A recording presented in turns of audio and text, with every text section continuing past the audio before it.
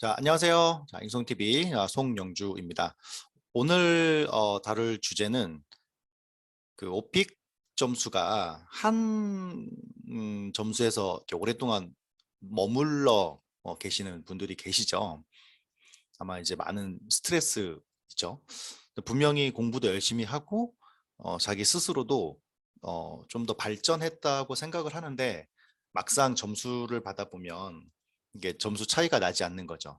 그러니까 뭐 한 1, 2개월은 그 점수를 유지해도 되는데 이제 장기간 뭐 5개월, 6개월 이렇게 반년 정도 되면 이제 공부에 대한 좀 회의도 좀 생기고 많이 이제 고민이 있죠.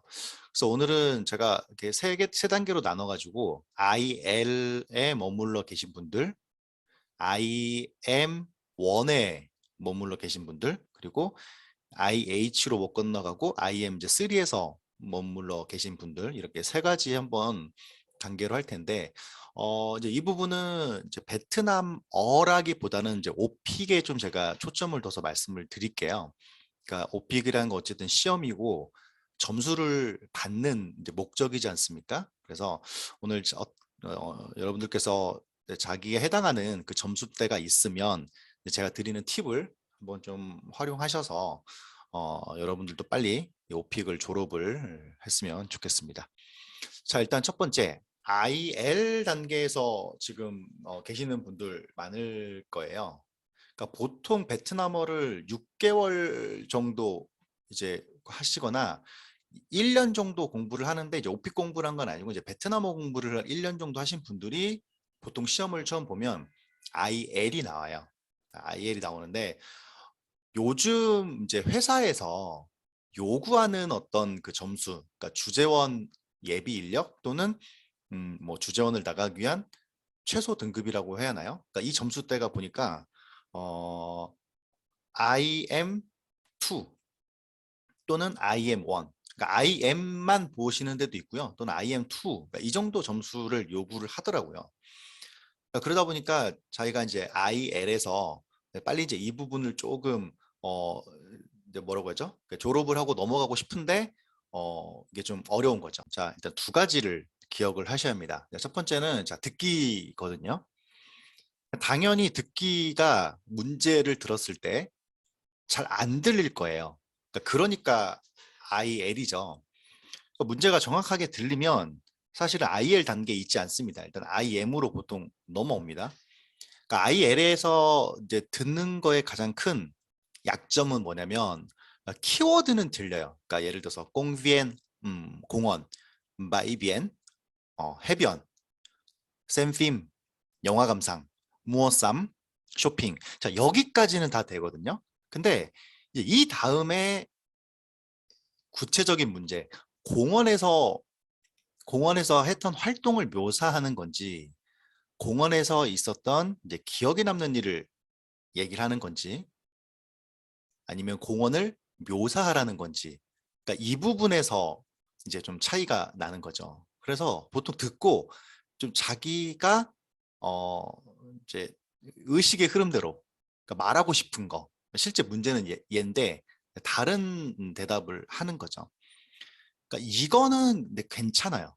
그러니까 무슨 말이냐면 IL 단계에서는 일단 키워드만 먼저 확보를 해놓고 답변을 하시면 돼요.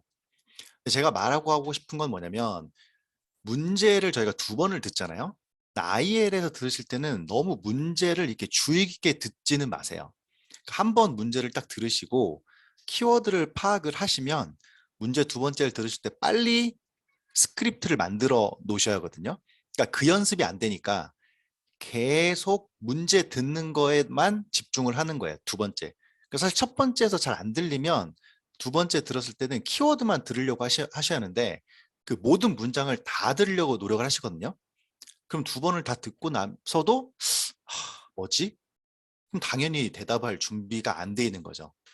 그래서 조금 힌트를 드리면 문장을 들었을 때 돌발 주제 빼고는요. 돌발 주제 빼고 일반 선택 주제에서는 분명히 들려요. 키워드는. 그러면 그 키워드 안에서 낼 수 있는 문제가 한정이 돼 있잖아요. 장소 묘사, 최근에 했던 활동, 기억에 남는 일. 그러니까 이 세 가지 내에서 분명히 나온단 말이에요. 그러니까 운동 같은 경우는 운동하게 된 계기, 최근에 했던 운동, 운동을 하면서 기억에 남는 일. 그러니까 물론 이거랑 다른 문제가 나올 수도 있습니다. 근데 기본적으로 이런 생각을 하고 들으면 적어도 15문제에서 4~5문제는 내가 말을 그래도 잘 할 수 있단 말이에요. 근데 이것까지 다 못해 버리니까 본인이 갖고 있는 실력이 이제 안 나오는 거죠. 그래서 듣기는 어떻게 해라? 자, 최대한 키워드 위주로 듣고 두 번째 문제를 들었을 때는 빨리 내 머릿속으로 스크립트를 정리를 하는 겁니다. 그 시간을 단축시켜야 돼요. 근데 그게 IL에서 빨리 IM 가는 이제 지름길이고요. 두 번째는 주어와 동사의 발음을 확실히 해라. 그러니까 이게 무슨 말이냐면 IL에 계시는 분들은 기본적으로 발음이 일단 안 좋습니다. 발음이 좋으면 IL을 맞을 수 없죠. 그리고 오픽에서 중요한 유창성, 발화량, 그 다음에 말하는 속도 이것도 다 약해요. 다 약한데 이걸 본인들도 알거든요. 자기도 자기가 IL이라는 걸 알아.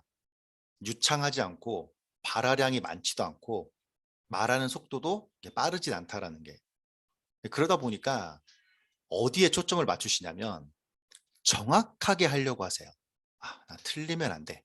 나는 정확하게 얘기할 거야.